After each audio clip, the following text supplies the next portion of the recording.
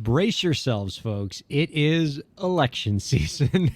And for many high school teenagers... I think we know because our phones won't stop ringing, the texts won't stop coming Oh in, my and God. every single advertisement is a political one. And the emails, oh my goodness.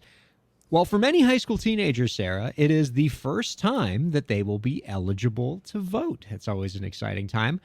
And in a recent article in EdWeek, education writer Sarah Schwartz recommends that schools take advantage of this opportunity and help their students get to be participants in the democratic process.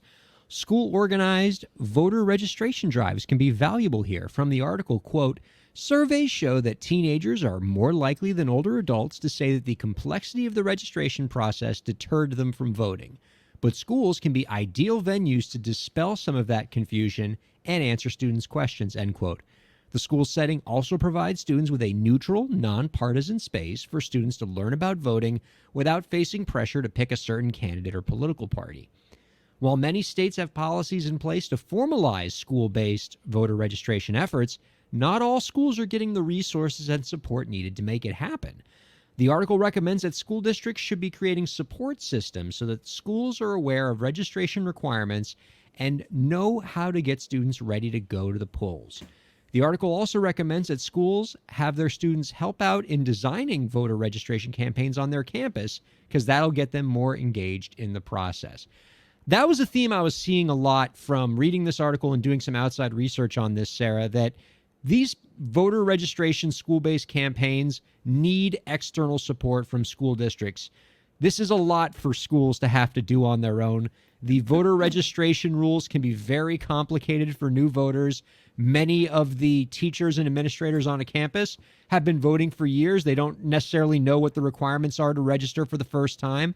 And so districts really have to pick up the slack here, provide a centralized space where schools can get support and information that those folks can then pass on to the students.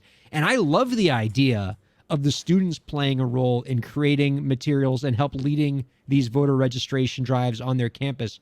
What better way to get them involved in the democratic process?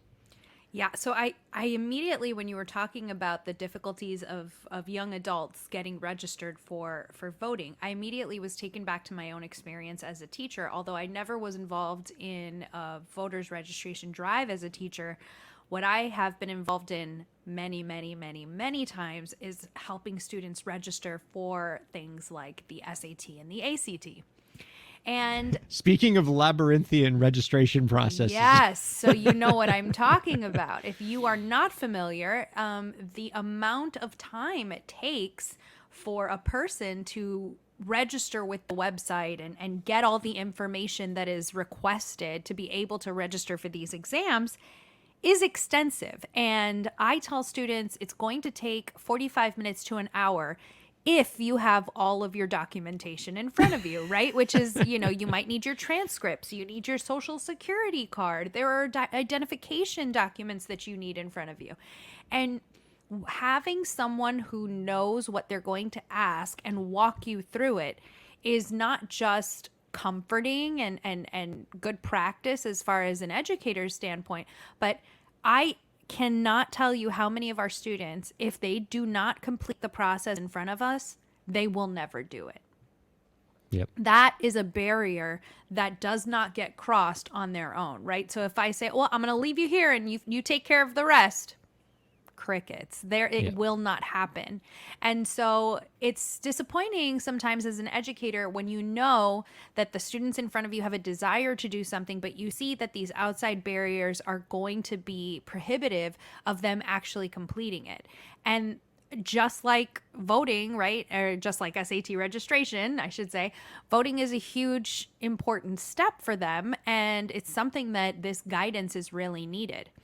Now, I'm going to take another step and say, I wasn't really taught how to guide kids through the SAT registration process. I just remember how crappy it was for me when I was a student, and as a teacher sitting with some of my students and seeing, wow, it's quite an effort, as you mentioned, and just helping them step by step, calling the college board when I didn't know what to do, getting the guidance counselor in. So when you are making that call for outside support, who's going to do these trainings? Who's going to support us as educators? As you said, not only Has it maybe been many years since we had to register to vote?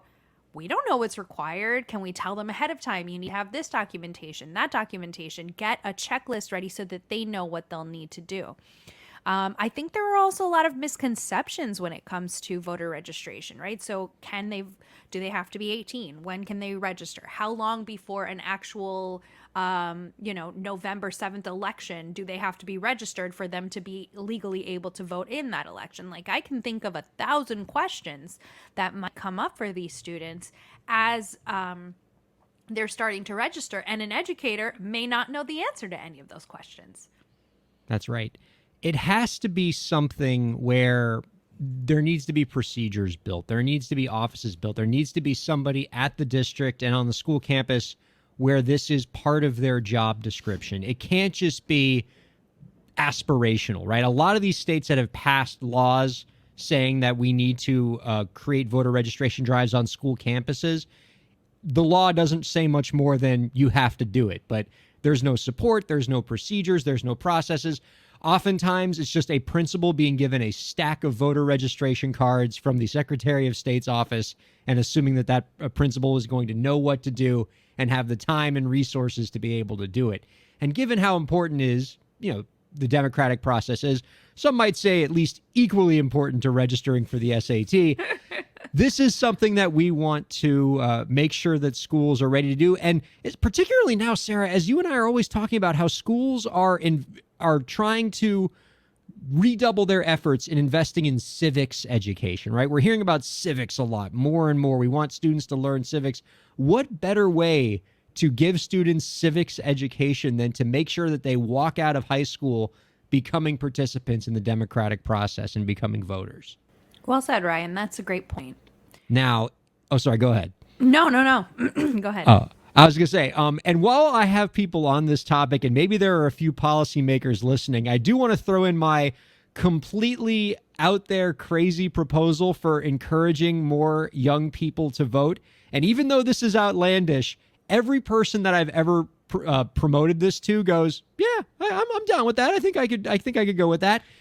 I think we should lower the voting age to, 15, 16 high school students, specifically for school board elections. When I think about students, like who has the most to gain or lose from a particular person getting elected to the school board, it is students. And if we are serious about wanting to get more students registered to vote, I would imagine that lots of school board members who want those votes are going to make sure that policies are enacted at the district level to make sure that all of those students are registered to vote so that they can vote for that particular school board member and participate in those elections. But again, what better way to get students introduced to the democratic process by making them part of the democratic process in school districts? That's an interesting point. At the very least, I know there will be like lots more donut holes at the high schools as the politicians come around and can you imagine the campaigning? Yeah, yeah, that I can definitely see. I mean, there are a lot of high school kids who never even know who their school board member is. Yeah, I didn't know who my school board point. member was. I'm guessing they'll all know who they are now if they get to vote for them. Well, yeah, that's an interesting point. And I think what we would probably see is the outreach of those school board members in the schools. So that I think would be the interesting pivot there that I don't know how much we see that today. I don't know. I really don't. I don't know what the stats are on that. I'm sure there are some school board members that are really, much more, excuse me.